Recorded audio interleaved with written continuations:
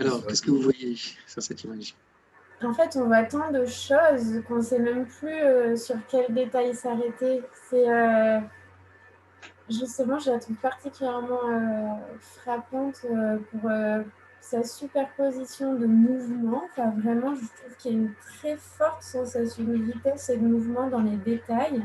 Et pourtant, on a quand même cette impression d'un temps figé.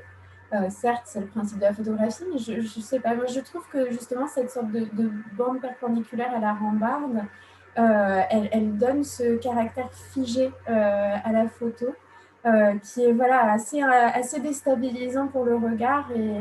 Et bah, j'ai entendu en direct les commentaires qui étaient faits justement sur les photographies, donc je m'en souviens. Et c'est vrai que c'est la photographie dont les commentaires m'ont le plus frappé, justement. Entre cette référence au papillon, là, au sphinx, aussi des remarques sur ces deux personnes, justement, qu'on voit dans la bande, enfin, que j'appelle perpendiculaire, mais qui n'est pas perpendiculaire sur l'image. Hein. Voilà, c'est vrai qu'il y a beaucoup d'informations dans cette photographie, beaucoup de mouvements, et pourtant un caractère figé et immobile paradoxal.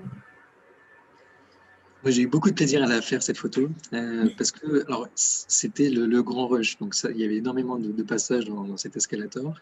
C'était un centre commercial, c'est la gare Saint-Lazare à Paris, Ah, je ne me trompe pas. Donc, énormément de passages.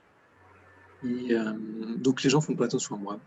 Ça monte, ça descend, ça monte, ça descend. Moi, je suis là en train de faire des photos dans, dans la rambarde de l'escalator. Et je vois cette petite vitre qui est un petit peu déformée, du coup, qui renvoie une image qui apparaît pas juste avant ou juste après, au-dessus et en dessous. Et quand les gens passent, justement, on voit en reflet, du coup, les deux visages qui sont derrière moi. Et j'aimais bien, comme vous disiez, ce mouvement, ce qu'on a, les personnages en arrière-plan qui sont en mouvement, qui montent l'escalator.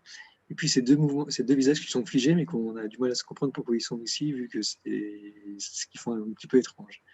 Euh, et alors pour la petite histoire, ces deux visages sont vraiment figés, parce qu'en fait c'était des pubs à l'entrée de.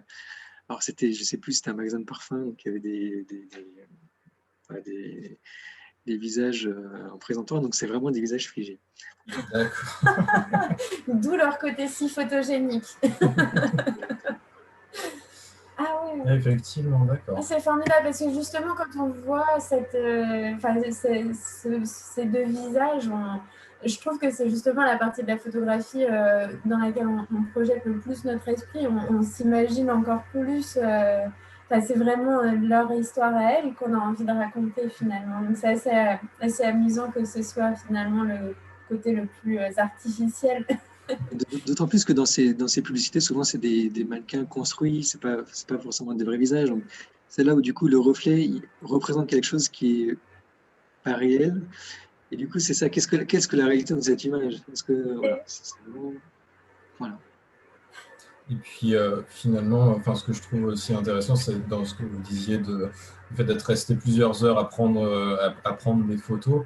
Euh, je trouve qu'il y a un petit peu cette idée d'avoir alors, ces personnes qui ne sont pas de vraies personnes parce que finalement c'est une affiche, mais d'avoir ces visages en fait qui sont présents de manière fixe et qui en fait d'une certaine façon observent toute cette frénésie en fait, qui sont alors du coup bon, il faut un petit peu d'imagination, mais voilà, qui sont finalement des observatrices figées de la même façon qu'on pourrait euh, envisager les gargouilles sur une cathédrale ou ce genre de choses. En fait, c'est qu'on a euh, ces non-personnes présentes qui, en fait, sont des observatrices constantes. En fait. Tout à fait.